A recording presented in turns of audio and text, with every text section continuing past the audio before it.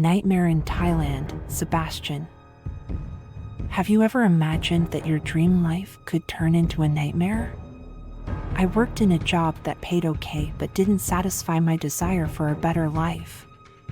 Tired of the same routine, I started applying for jobs, hoping to find one that not only paid well but also promised a brighter future. Among many applications, I got an invite for a Zoom interview from a company in Thailand. The interview went well, and I was thrilled to learn that I got the job.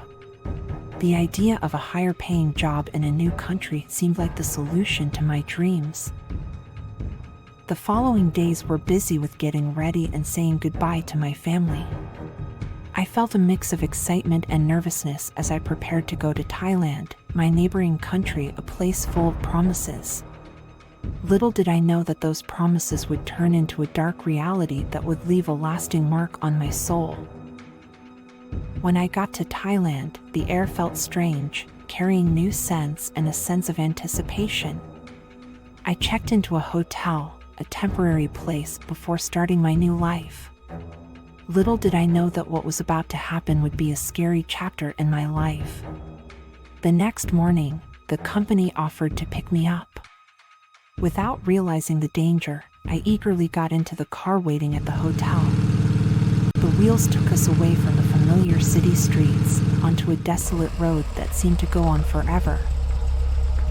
The car suddenly stopped in a silent, empty place. My heart raced as I saw another vehicle waiting, casting a shadow over my hopeful expectations. Two figures emerged from the darkness, their faces hidden by the night. The car door opened, and the air turned colder as guns were pointed at me. Fear took hold as they forced me into the second car.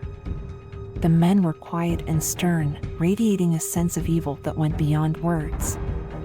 The car moved, leaving civilization behind as we traveled on isolated roads into the unknown. It hit me, this was no regular job, and I wasn't headed for an opportunity. Reaching the Burmese border felt lonely and sad, much like the emptiness inside me. The criminals who were making my life a nightmare gave me a contract that showed how tough my life would be. They wanted me to work for them in really harsh conditions, like a puppet in their evil plans. Days and nights passed by in a blur, each moment filled with pain from being hurt physically and emotionally. I became a pawn in their evil game, forced to do things that were sick to the core. The dreams of a better life were gone, replaced by the harsh reality that I was trapped in a bad world. Getting beaten up became a regular thing, and my body had scars like a scary diary telling the story of the terrible things I went through. They made me do scams that hurt innocent people, and I had no choice but to be a part of their dishonest plans. The place where they kept me seemed impossible to escape from, and the darkness around me felt never-ending. But in the quiet, sad places, a bit of hope showed up. Some military people, dressed in uniforms that showed their authority, found our sad hiding spot. The men who held us hostages, knowing justice was coming, tried to fight back, but the military didn't give up, but they eventually escaped. The rescue felt like a strange dream. I stood there with others who were saved, hurt and broken, but feeling hopeful.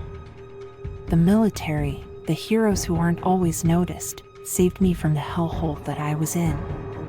When I went back to my homeland, I had scars from what I went through, some you could see and some you couldn't. Nightmares bothered my sleep, showing how scary things were beneath the normal life. I felt really thankful to the military. They were like a bright light in the dark sadness. Afterward, I thought about how dreams can be easily broken, and how some people can be really mean to those who need help. The disturbing story I tell is a strong reminder of how close hope and danger can be, a warning for those who dream big. When fun goes terribly wrong, Luna. Seoul's skyline was all lit up, promising one heck of a night for me, a 23-year-old fresh grad celebrating my new gig at a top company. The city's nightlife was calling, and I was headed to the club, the one that screams glitz and glamour. As I approached, you could practically taste the excitement in the air. This place was my golden ticket into the world of the chic and elite. I was rocking my trendiest outfit, feeling like $1,000,000 with every step. The bouncer shot me the nod at the entrance, giving me the green light into the beating heart of Neon Pulse. The dance floor was like a wild party with neon lights everywhere and music that seemed to thump right through your bones. Needing a break from the madness, I strolled over to the bar. The bartender, smooth as can be with a grin that could charm a snake, took my order for a plain old glass of water. Little did I know that this simple request was about to kick off a series of events that would turn my night into a total nightmare. So, there I was, casually sipping my water, when this sudden wave of drowsiness hit me like a truck. Everything around me turned blurry, and my limbs felt like they were made of lead. Panic set in as I fought to stay awake, not realizing that the supposedly friendly bartender had spiked my drink with some shady stuff. In the haze, I found myself getting dragged through the packed club. The vibrant lights and thumping music melted into this confusing blur. Fear and confusion were eating at me, but that spiked drink had already done its thing, making it impossible for me to put up a fight. Honestly, I can't remember much after that. Next thing I know, I wake up in the VIP room, surrounded by shady characters and this unmistakable sense of danger hanging in the air. I was disoriented and groggy, trying to wrap my head around the fact that I was in deep trouble, with no clue how I ended up there. Meanwhile, my buddy Jake, who tagged along to the club with me, started getting seriously worried when he realized I was nowhere to be seen. He scanned the dance floor, and bam, there I was, being dragged into the VIP section. Adrenaline kicked in, and he was dead set on saving me from whatever mess I'd gotten into. Jake didn't waste a second. He marched right up to the bartender, demanding to know where I was. The bartender, catching wind that his sneaky plans were falling apart, got all defensive. It turned into this quick but crazy showdown, with Jake taking the brunt of the bartender's anger. But you know Jake, the guy's made of tough stuff. Just in the nick of time, Emma rushed over to back up Jake. Together, they faced off with the bartender, overpowering the guy and squeezing out the info on where the VIP room was. Dead set on rescuing me, they weaved through the crowded club, dodging dancers and flashing lights like pros. Finally, they hit the VIP room and found me in a pretty messed up state, all vulnerable and out of it, surrounded by some seriously shady characters. Jake, fueled by protective instincts, dove right into the fray, holding off the sketchy folks with this unbreakable determination. Emma jumped in too, and together they pulled me out of that disturbing VIP room. After that nightmarish incident, we hightailed it out of the club.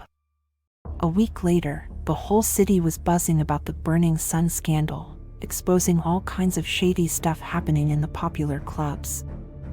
It was a shocker, stories about spiked drinks, assaults, and who knows what else spread like wildfire. Thankful for Jake and Emma swooping in, I realized just how close I came to real danger. Those lessons stuck with me, making me tread cautiously through the city, always grateful for Jake and Emma's bravery.